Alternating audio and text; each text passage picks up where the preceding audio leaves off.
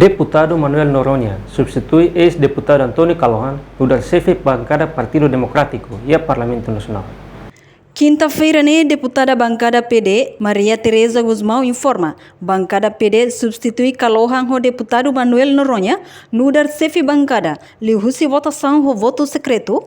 Tambah dadang Calohan assume ona cargo no da embaixador Timor-Leste ba Indonésia.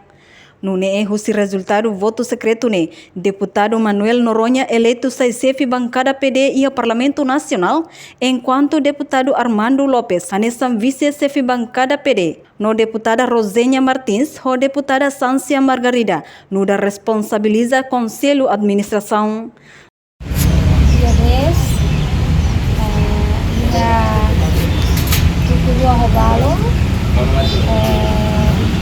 vice interina deputada Xanxa, vice anterior, convoca encontro ida, deputado Nainem, bancada Partido Democrático, democraticamente, hal eleição, pilih deputado Manuel Noronha, lugar chefe de bancada, e deputado Armando, lugar vice bancada, e deputada Bernardina, ou deputada Xanxa vice anterior, assumir kali responsabilidade da Conselho de Administração Parlamento Nacional. Marques Selasan. Armando Lopes sudah vice-chefe bancada. Kami eleição secreta. Halo eleição secreta e ini resultado hak a favor